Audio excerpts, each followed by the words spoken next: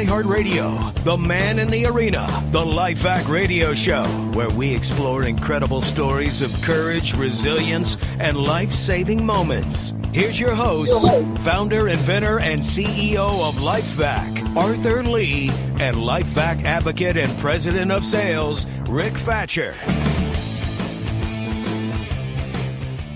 Hey now, everybody. Welcome to The Man in the Arena.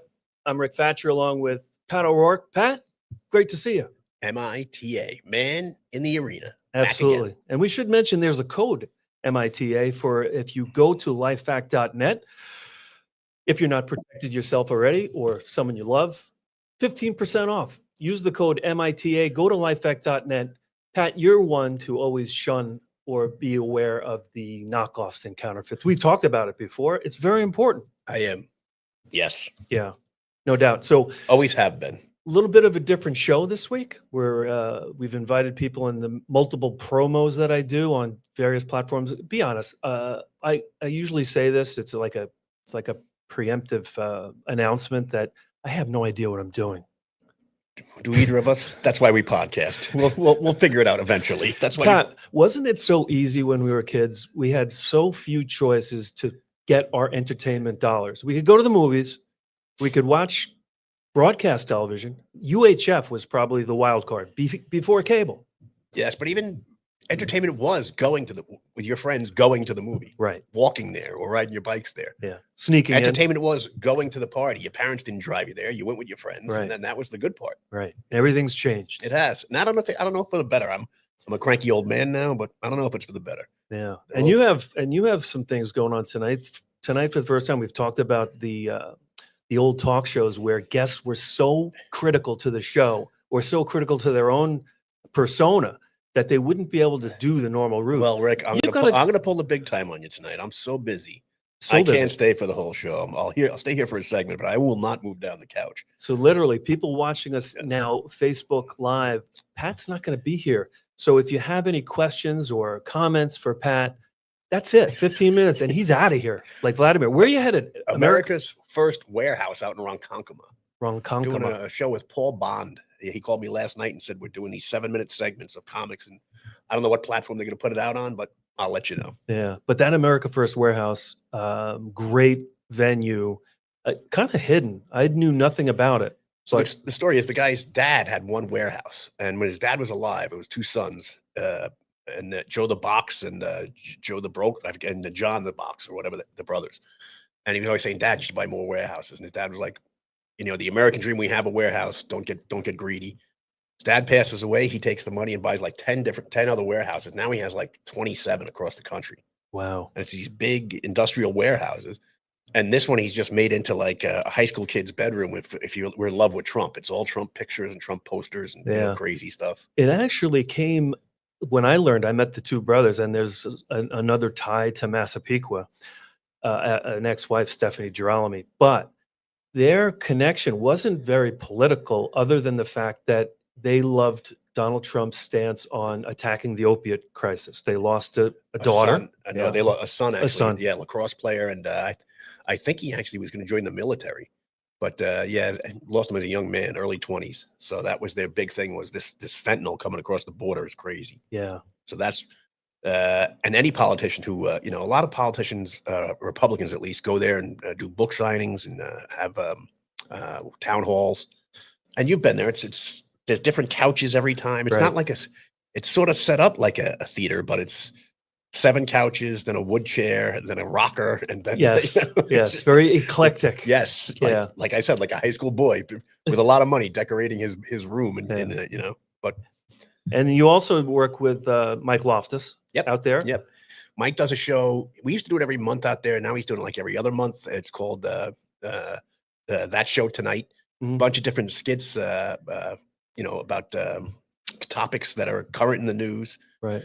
Yeah, you can check him out too on That Show Tonight. Michael Loftus. Just Google Michael Loftus. Get him on Instagram.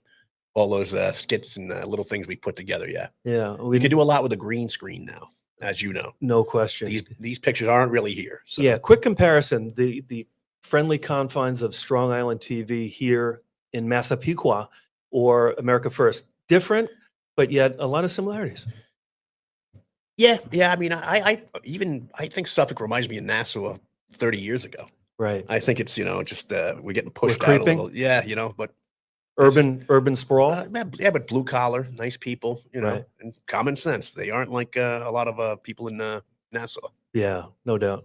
So you're going to be checking out, and we're wasting valuable time talking about it, but in a matter of like 12 to 15 minutes, you're going to be out of here. So want to make plenty enough time for you to get out to America First Warehouse in Ronkonkoma, a little comedy show going on tonight. I'm going to join you as soon as we're finishing up. Come We on want to out. mention ordinarily, it's Paddle Work and Rick Fatscher from Strong Island TV, LifeVac studio, a LifeVac sponsored studio and show, but of course, Man in the Arena. But we're missing Arthur Lee, and very important assignment or job he's doing down with Dr. Ben Yeah, he's Carson. meeting more important people than us. Yeah, I think, yeah. So More chill, Yep. more accomplished, more notoriety. I don't blame him. I always thought, even when he ran for president, I was like, I like him. I hope Trump gives him a job. In 2016, I said, this guy's a smart guy. Right. And they just ridiculed him because, Right. the left didn't, he was a black guy who agreed with Donald Trump, and then you just can't have that. We got to Still can't have it. It's a little less severe than it was in 2016 for certain, but We've been it lied still to existed. when you get lied to for 10 years, you just don't listen to him anymore. Yeah, this the guy's a brain surgeon, and they're saying he's not smart. Operative word is gaslighting. Yes. Gaslighting. Yes. So we're also going to promote the fact that next week, Mr. Joe Piscopo will be joining the Man in the Arena. His new book, Average Joe: The Memoirs of a Blue Collar Entertainer. And it might hurt Joe for someone that's 60 to say I grew up with him, but we kind of did. Oh yeah. Yeah. And a good book. I read a very good book. Very interesting. A lot of good anecdotes and stories. Italian upbringing in Bloomfield, New Jersey, Bloomfield Avenue. Yeah. So But next week You can relate to it. I can relate to it a lot, at least. Yeah. So I think he did a lot to dispel the kind of divide between New Jersey and Long Island. Yeah. And New York. I mean, that was his stint on Saturday Night Live, probably arguably one of the greatest casts or greatest timing. He was there with Eddie Murphy and Really Billy was. Crystal. Yep. So we look forward to welcoming Arthur's really good friend and a great friend to LifeVac, Joe Piscopo, joining us next week. Something that you and I are doing together, and we should bring up the I see Ray Priebe waiting, and we're going to get to Ray Priebe in Mr. just Ray. a moment.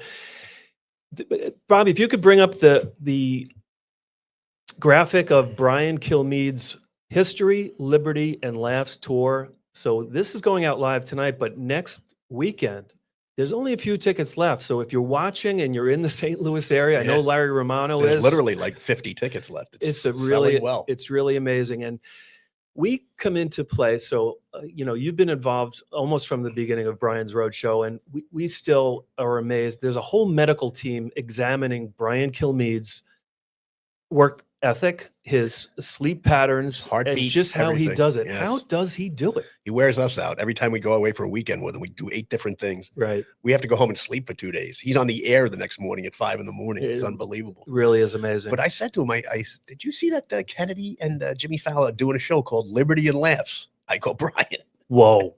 That's They're amazing. doing it together? Yeah, but they're calling it Liberty and Laughs. I'm like, Brian, they just steal your show. I mean, we just put history in there. It's the same show, same title. What were we supposed to do? We're supposed to copyright? We're supposed to mail that to ourselves? I I was supposed to make a hat at one point, so I don't know. I'll try to do that. There's a lot of thievery going on, but so we help in a way. You do stand up, which that's your what we'd say your forte, And then one of your fortes. Yep, and he walks us through history, all the books he's written, Yeah, and we act out skits, and we probably wouldn't have made the high school play.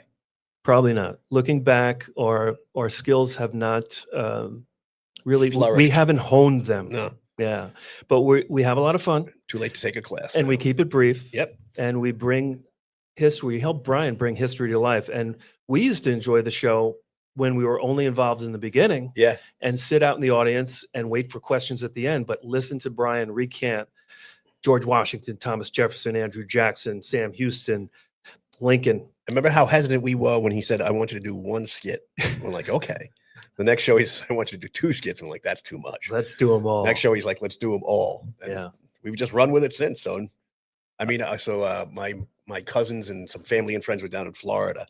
And they said the best part of the show is like when he says, "Now I could just tell you what happened, or I could bring you back in history." And you hear the so chuckles. You have to go see it. Yes. Yeah. A lot of producing going on in the background. Yeah, So. and a lot of costume changes, which I feel like I've gotten better at not rattling your cage or wrestling with it in terms of missing at the last moment. Rick loves to. Okay, we're going on in 30 seconds. Rick will go and talk to a stagehand about I don't know, the Grateful Dead tour in 1978, and I'm looking around like, Rick, where are you? Yeah, I'm over here. Okay, I'll be right there. Don't need you pushing the panic button. I want to. Yes. Keep the grays, keep it down to a minimum. So, without any more hesitation, I want to talk about a couple of things. I want to mention, joining us. But usually let's go back to why was he meeting with Ben Carson? So great question. So Ben Carson is, I would think, falling into the category of expert. He's a brain surgeon. He knows medicine. He is a brain surgeon, and I don't want to steal one of the lines from one of the books, because I don't know if I'll make it into the final cut of like a commercial or a endorsement or a partnership with Dr. Ben Carson. But Arthur at some point says, you don't have to be a brain surgeon to figure out how to use this place, push, pull LifeVac device. And I immediately said, it's genius to do. And of course, Arthur came up with that on his own. Such a humble guy, Dr. Ben Carson. And there have been people in our different circles that have been trying to connect Arthur Lee, inventor and CEO of LifeVac, with Dr. Ben Carson, amongst other people, like for, national spokesperson. But what greater person as we go forward into 2025. I mean, these are all critical years for the life of LifeVac, getting it out there. But we look forward to exploding. The fruits. I mean, it's heartwarming. You hear the stories of 2016, 2017, 4 lives saved over a year. Right. Now they're averaging 4 a day. A day, and that's the ones that are reported. That's crazy. Right now, Ray Priebe is in the green room, our green room, chomping at the bit because he wants to get to it. A big week again. And you know what? I don't even see why we don't just waste any more time and get to Mr. 3000.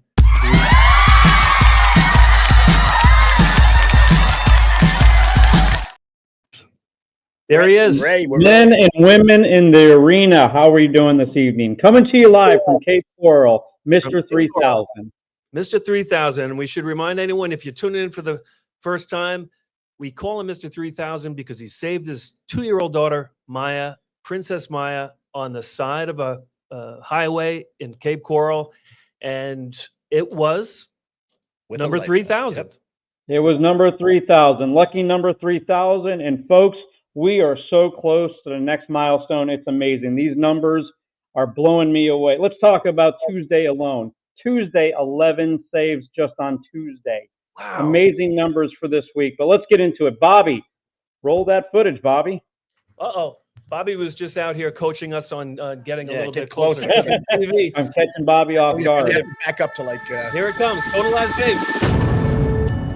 3,693. 2,312. Oh, yeah. When was the party? November? When was that 3K party? I think early November, right? Or... October 20. Well, the party was November. Early November.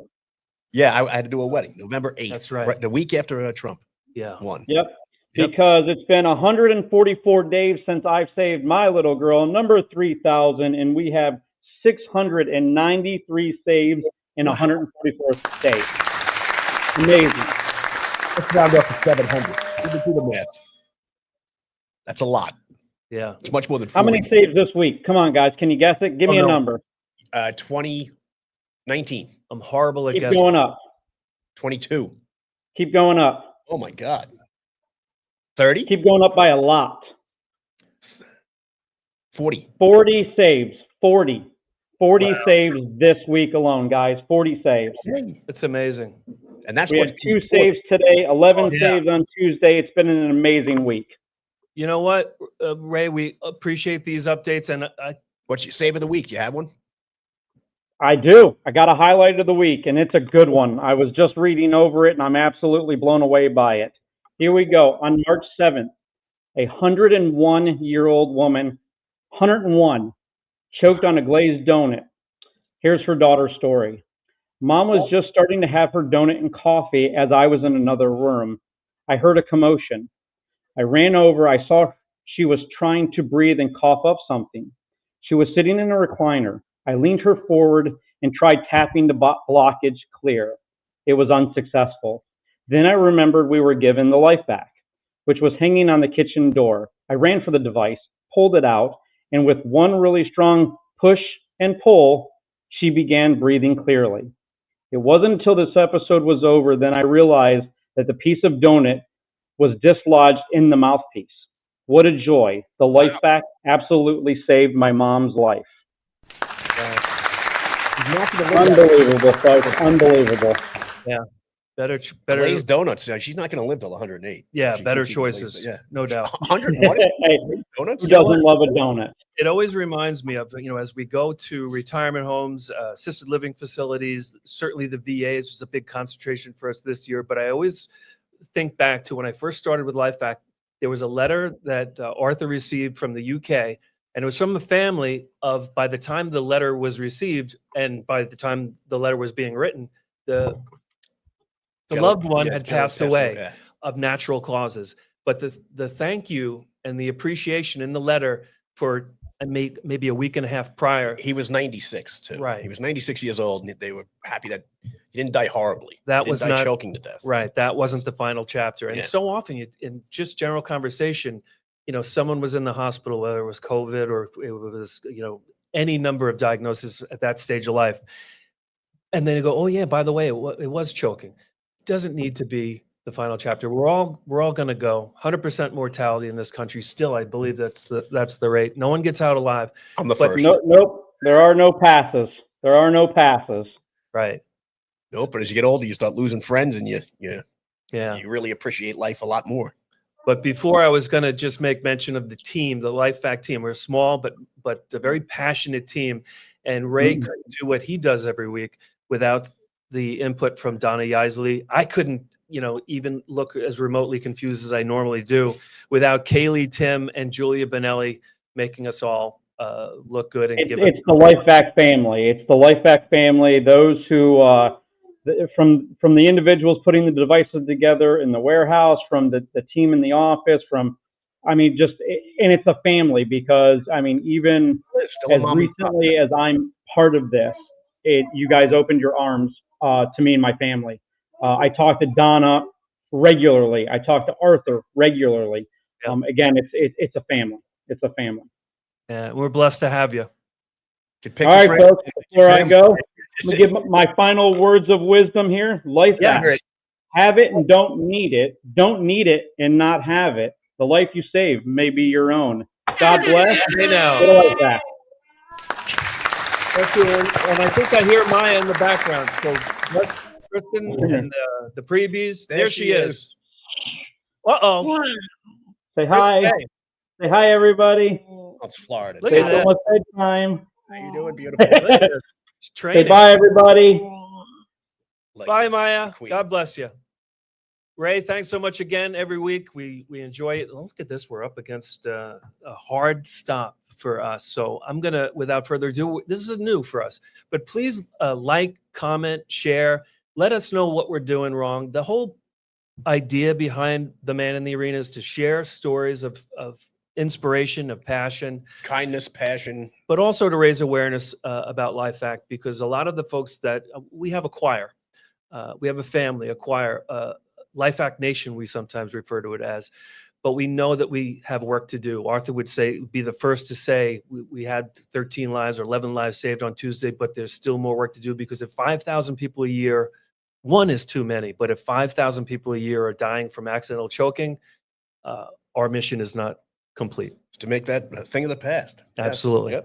Yep. And Arthur, in his garage in Massapequa, and his mind, his incredible mind, just trying to protect his family first and then going on to change the world, could be the first time that an accidental cause of death is completely eliminated. Yes. And it could happen. That'd be fantastic. We need your help. So, like, share, put this in the hands of this message in the hands of folks, and reach out to us. I'm at rfatcher@lifevac.net. Go to lifevac.net, use code MITA. It's scrolling right across the top of my head. 15% off. I don't know why. I wouldn't even wait for the discount, but go to our website, avoid the knockoffs, and please join us next week when we'll have Joe Piscopo and other great guests. Look forward to seeing you next week. And why doesn't Mike Rowe play us out? On Man in the Arena. Yeah. And sing along if you know the words. It's no joke when you choke, so get LifeVac and live. Without breath, there'll be death, so get LifeVac and live. Get LifeVac and live. Get LifeVac and live. LifeVac and live.